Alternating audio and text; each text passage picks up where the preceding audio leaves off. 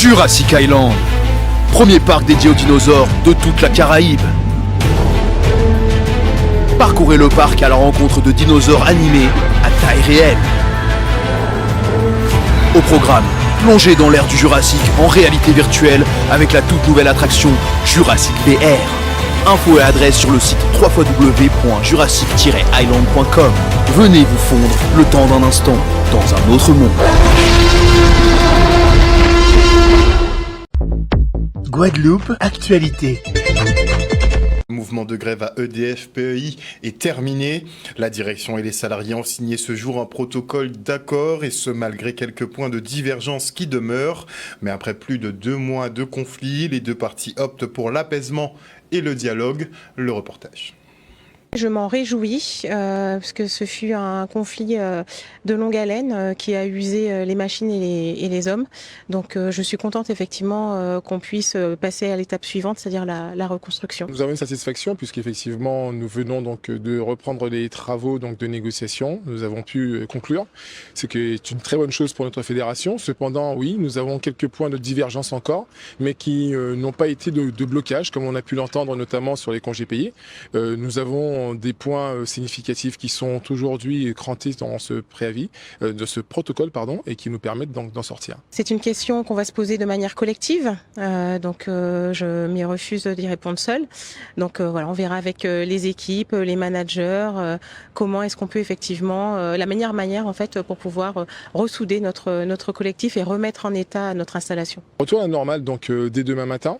Et puis pour ce qui concerne donc des suites judiciaires, notamment donc sur des justificatifs de paiement, puisqu'on nous avait dit avoir tout payé. Donc nous pensons que l'intégralité des sommes n'a pas encore été totalement perçue. Nous n'avons pas de justificatif du moins pour pouvoir nous le prouver. Donc nous allons poursuivre sur ce terrain-là. La police signale la disparition de Christopher Jackrock. L'homme a été vu pour la dernière fois le 26 novembre aux alentours de la résidence Vatable à Pointe-à-Pitre. Il est âgé de 47 ans, a les cheveux courts, les yeux marrons et mesure 1,73 m. Christopher Jackrock a un déficit moteur d'un membre inférieur et se déplace en boitant. Si vous avez quelconque information le concernant, n'hésitez pas à composer chez les numéros qui s'affiche à l'écran.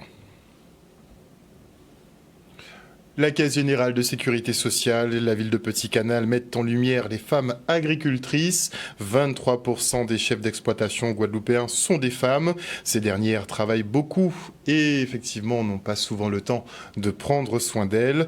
Alors, participer à une journée détente sur le site de Duval où elles se sont fait chouchouter notamment, eh bien c'est toujours ça de prix. Regardez. Aujourd'hui, nous sommes sur le site de Petit-Canal, site de Duval à Petit-Canal, pour une journée innovante. Une journée placée sous le signe et la valorisation des femmes agricultrices du Nord-Grande-Terre. Et donc la CGSS est à l'initiative de cette action, en partenariat, je salue aussi la mairie de Petit-Canal, mais également la Ligue contre le cancer, mais aussi notre centre d'examen de santé, la CICADEC qui est aussi présente. L'idée de cette action et de cette journée, elle est placée sous le signe du bien-être. Valoriser nos femmes agricultrices guadeloupéennes. On a la chance en Guadeloupe d'avoir 23% de nos chefs d'exploitation guadeloupéens qui sont des femmes. Donc c'est une richesse. On a souhaité à travers cette journée placer sous le bien-être à la fois de les valoriser, de les accompagner de manière attentionnée et de leur offrir une journée où elles sont attentionnées et également prises en compte dans toutes leurs dimensions, notamment humaines, personnelles, en termes de santé, qui leur permettent aussi d'avoir l'ensemble de cette offre de services sur une journée qui leur est consacrée. C'est pas que le travail, parce qu'on a tendance à oublier ça, parce que je peux vous confirmer que je travaille beaucoup et j'ai vraiment peu de temps pour moi. Moi, je trouve que c'est une bonne chose que la MSA fasse des petites journées comme ça pour sensibiliser un petit peu les femmes, les futures, du moins les agricultrices et les futures agricultrices. C'est une journée que nous avons voulu spéciale parce qu'elle nous permet de mettre en avant ces femmes qui sont absolument extraordinaires de par leur fonction, parce qu'elles sont agricultrices. Donc l'agricultrice, c'est quelqu'un qui apporte, qui nourrit, la population notamment, et aussi parce que ce sont des femmes qui, par leur vie, le quotidien qu'elles ont, elles sont très occupées et souvent elles n'ont pas le temps de prendre du temps pour elles-mêmes. Nous sommes d'ailleurs devant un atelier, donc vous voyez, beauté des mains, d'accord. On aura également des ateliers maquillage, on aura également des massages. Donc on fait en tout cas un certain nombre de prestations liées à l'esthétique, hein, d'accord, et au bien-être, d'accord, qui leur permettront de se sentir bien, de penser à elles-mêmes pendant le temps d'une journée. Un reportage signé Michel Depape. Et maintenant, je reçois Georgia Alexandrine de l'Institut Bien-être Anaya. Bonsoir. Bonsoir Harold. Vous avez donc mis au point une box première règle. Oui, c'est ça, effectivement. Avant d'en parler et de présenter effectivement cette box, d'où vous vient cette idée ? Alors, il faut savoir que, je suis une femme déjà, et j'avais pensé vraiment à accompagner les jeunes filles, puisque j'en ai une de jeunes filles, et c'était quand les premières règles sont arrivées, j'ai eu énormément de questions, et même moi, j'appréhendais ce moment, je me disais comment j'allais gérer cet instant, et au final, avec ces questions, j'ai enfin pu mettre en place ce projet qui était déjà présent dans ma tête depuis très longtemps, et c'est vrai que ma fille m'a beaucoup inspirée pour mettre en place ce projet. Alors on peut imaginer que c'est forcément un moment qui est bouleversant dans la vie des femmes. Effectivement, et quand j'ai décidé de créer cette box, j'ai quand même fait un petit sondage pour savoir comment on appréhendait ce moment. Et j'ai eu énormément de retours où des femmes déjà d'un certain âge disaient que c'était compliqué, que ça les a marquées, c'est un moment qui les a marquées puisqu'elles ont eu une perception de l'entourage qui était très complexe, c'est-à-dire beaucoup de mauvais retours. J'ai des femmes, leur maman les a giflées, leur maman les a mises au coin, c'était très très compliqué.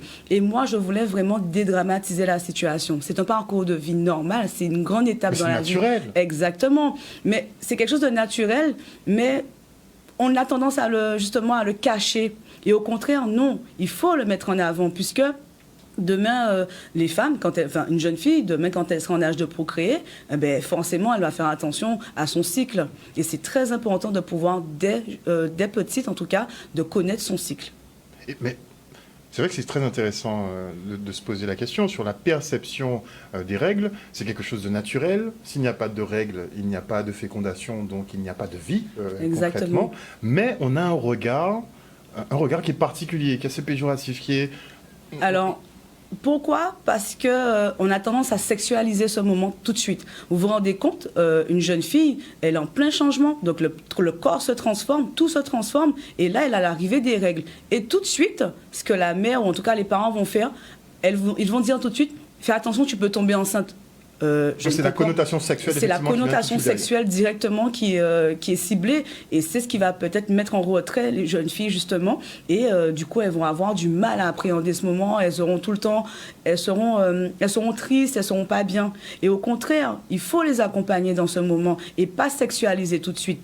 Alors c'est vrai que on va parler sexualité, mais pas en amont. Alors il y a le travail que les mamans font, mais il y a les papas aussi. C'est ça. C'est peut-être pas leur première mission, mais c'est bien qu'ils soient... Ce n'est pas leur mission, mais en tout cas, ils vont toujours... d'une certaine manière, ils vont soutenir ce moment-là, puisque ils vont paniquer, ça c'est sûr, puisque ça ne les concerne pas réellement, mais ils vont paniquer, mais ils auront toujours cette petite fibre de se dire, il faut quand même que je fasse attention à elle, faut que... Le papa a quand même un rôle très particulier à ce niveau-là. Il va peut-être remarquer des choses que la mère ne remarquera pas, puisqu'il faut savoir qu'à cet âge-là, les premières règles, on va connaître aussi des changements émotionnels. Donc, il y aura parfois des confrontations avec la maman. Vous vous rendez compte, on commence à parler beaucoup de syndrome prémenstruel, donc d'SPM, qui va beaucoup jouer sur l'émotionnel. Donc, vous imaginez une maman et sa fille dans la même maison avec des syndromes prémenstruels, ça peut parfois être électrique. Donc, c'est vrai que il peut avoir cette petite touche paternelle de se dire, je vais apaiser la situation. Parce que c'est vrai qu'il y a une bataille d'hormones à l'intérieur, ça peut être difficile à gérer. Exactement, et c'est pour ça qu'il ne faut pas sexualiser. Les accompagner, parce que c'est une grosse transformation pour elles, et surtout émotionnelle. Vous vous rendez compte, comme j'ai dit tout à l'heure, elles sont en pleine transformation, et émotionnellement, elles seront fatiguées. J'ai une fois qui m'a dit, moi je suis aigrie. C'est assez marrant, mais c'est une réalité, c'est à prendre en considération. Surtout que parfois, par rapport au milieu scolaire, il peut y avoir aussi de grosses fatigues et ce manque de concentration. Et c'est justement parfois à cause du cycle menstruel. C'est vrai qu'on a un gros travail à faire sur la perception des règles. Je trouve que la société est très sur du c'est naturel, débrouillez-vous. C'est-à-dire ça peut être douloureux, ça peut vous fatiguer, vous pouvez être mal en point, mais gérer, c'est votre problème. C'est ça. Et pendant des années, même en tant que femme, on va voir un médecin, on lui dit qu'on ne se sent pas bien. Non, c'est dans votre tête.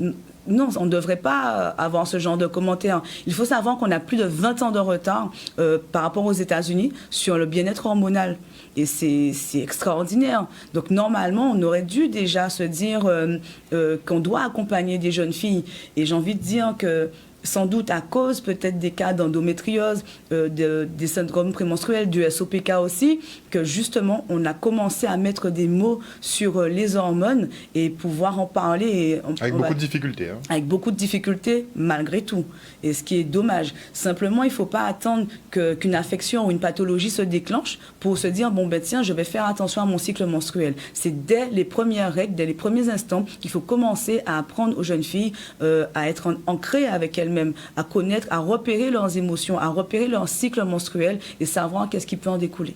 Alors, qu'y a-t-il effectivement dans cette box de premières règles? Alors, il y a énormément de choses. Alors, il faut savoir que l'idée, c'est de vraiment aider, accompagner la jeune fille dans ses choix. Donc, bien sûr, le petit mot qui va avec. Alors, un petit rappel aussi qui est très important sur les violences sexuelles. Donc, c'est une petite touche pour dire quand même que ton corps, il t'appartient. Si quelqu'un te fait quelque chose, de ne pas hésiter en tout cas à en parler. Il y a des supports pédagogiques que j'ai créés.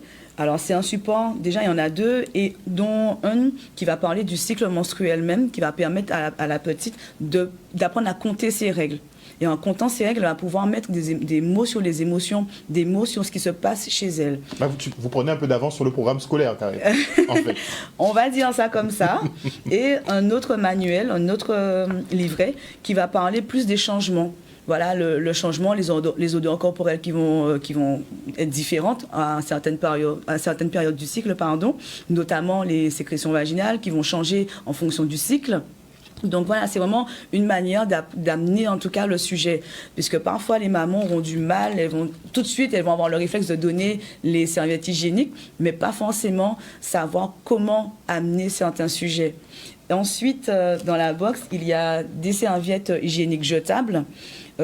J'ai choisi une gamme en bio, voilà, avec un coton bio. Il y a une culotte menstruelle. Ensuite, un protège-slip lavable, donc qu'on utilise en fin de règle, par exemple. Donc, c'est la partie qui est dessinée, qu'on va mettre contre la partie intime, Vous avez ensuite des lingettes nettoyantes intimes, une bougie aussi pour marquer le moment pour qu'il soit vraiment mieux appréhendé et aussi créer cet univers avec maman. Maman, j'ai envie de parler, je ne sais pas comment te le dire. Oui, maman ou papa, c'est vrai. Arrêtez de nous... Je pense au papa solo notamment, parce que c'est très important. Il faut y penser. Et c'est très important. Donc effectivement, la petite bougie qui va permettre en tout cas de créer son univers, de se retrouver dans un cocon de bien-être en fait. Voilà. Vous avez notamment une bouillotte sèche avec des noyaux de cerise que vous mettez au four à micro-ondes et qu'on va venir poser directement sur le bas du ventre ou au niveau des lombaires pour les douleurs menstruelles.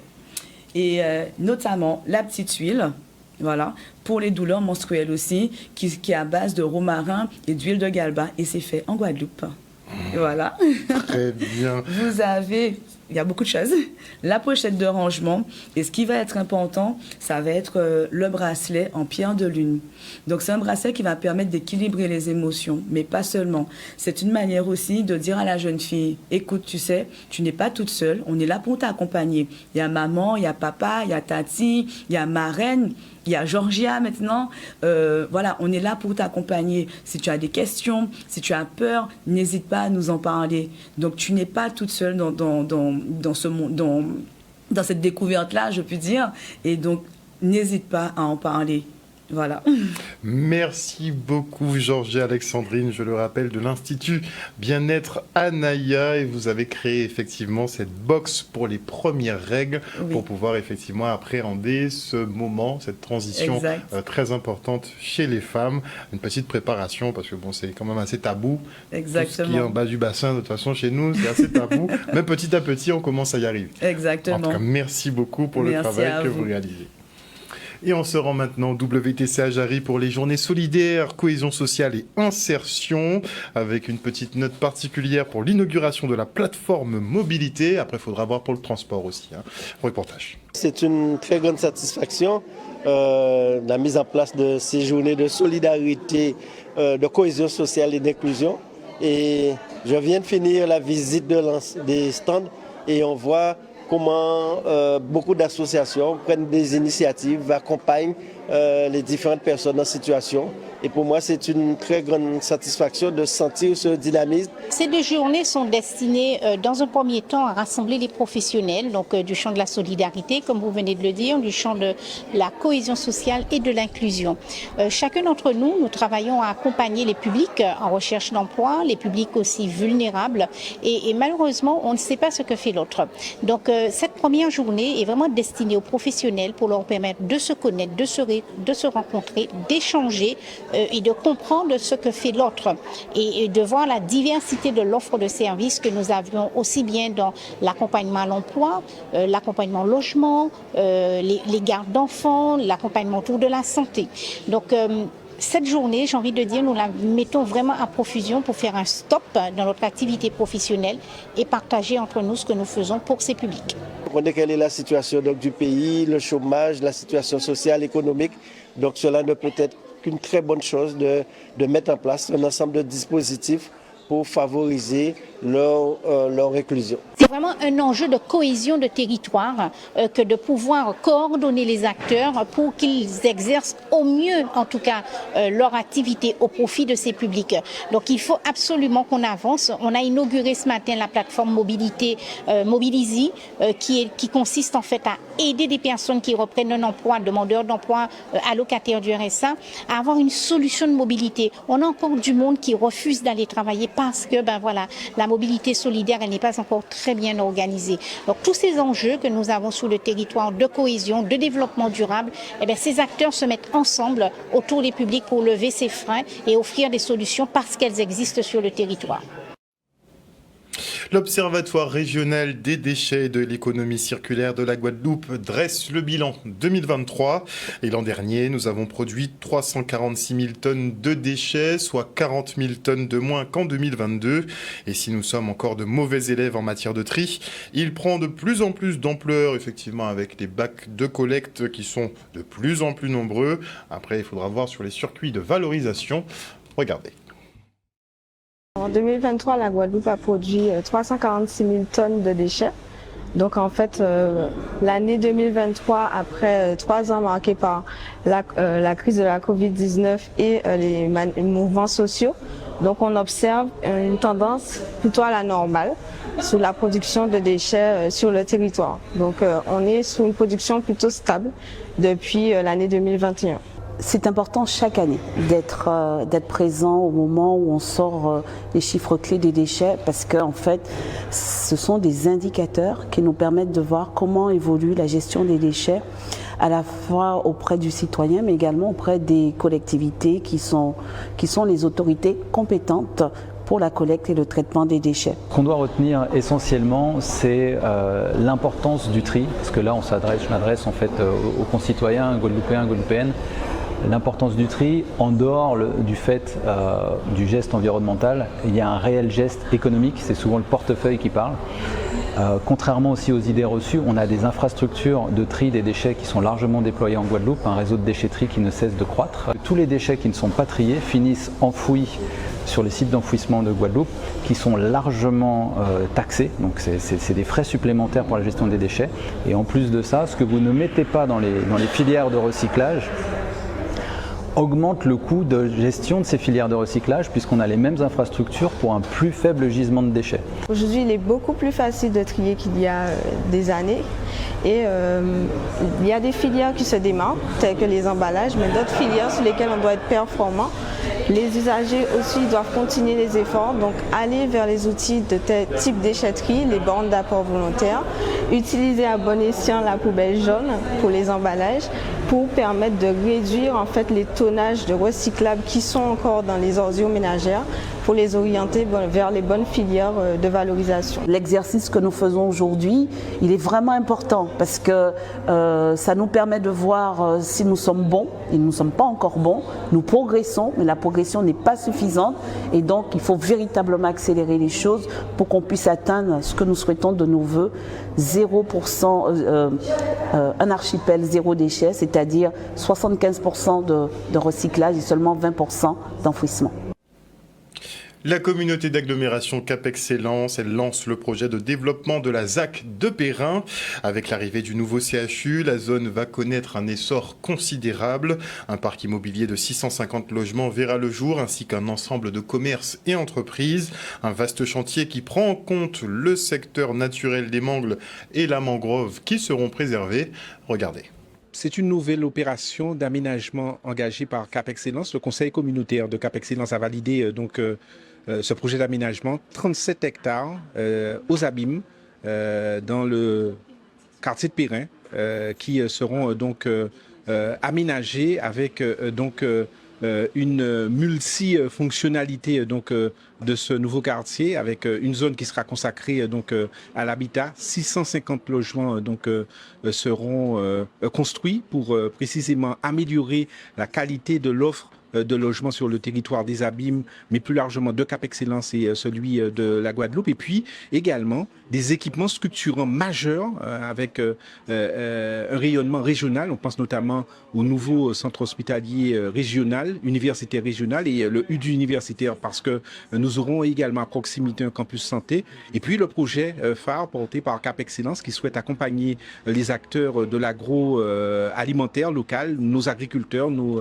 entreprises également de production de produits agroalimentaires avec l'agroparc. Donc tout cela rassemblé dans ce nouveau quartier de Perrin qui doit être pour nous exemplaire en matière de capacité à aménager des zones où on va pouvoir concilier le développement économique, une offre de logement de qualité, mais également la préservation de sites naturels, également mieux sécuriser l'ensemble du territoire avec des réseaux pour prévenir les inondations. Les avantages de la mise en œuvre d'une ZAC sur un tel territoire permet déjà une certaine maîtrise foncière et permet également un développement harmonieux, une urbanisation harmonieuse sur un territoire sans que cela soit anarchique. Donc quelque chose qui est réfléchi, qui est pensé et qui répond bien sûr aux besoins de la population. Il faut savoir aussi que la zone sur laquelle nous nous trouvons était déjà vouée à l'urbanisation dès l'approbation du PLU des Abîmes en 2012.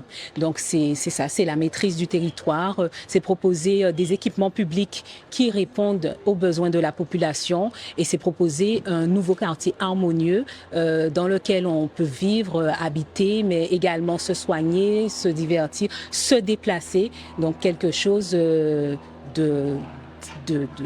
pratique et quelque chose qui est adapté aux besoins du territoire.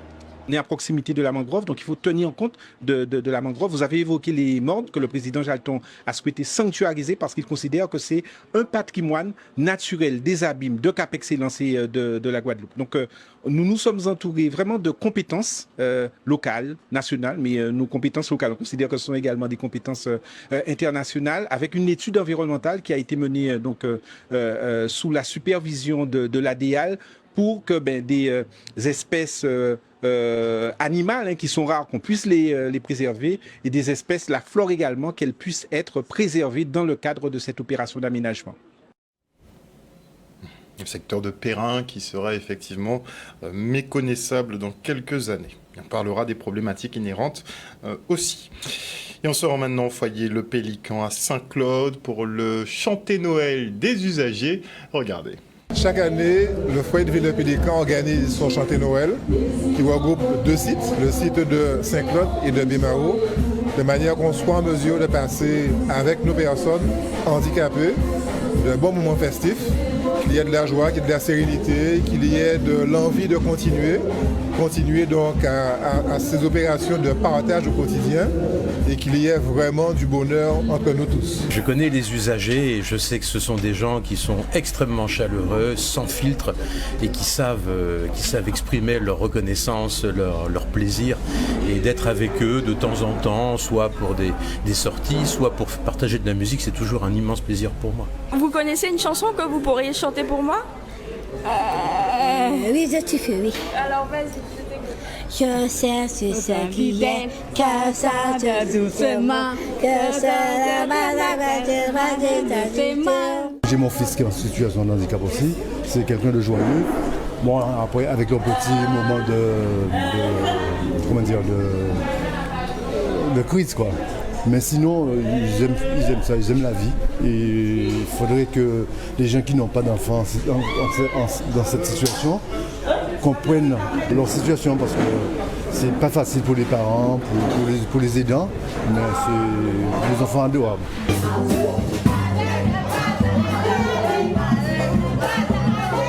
Je crois que la Noël est symbolique au niveau de ce foyer puisque c'est l'occasion de voir briller les yeux des usagers. C'est l'occasion de dire, écoutez, vous êtes considérés, vous n'êtes pas oubliés.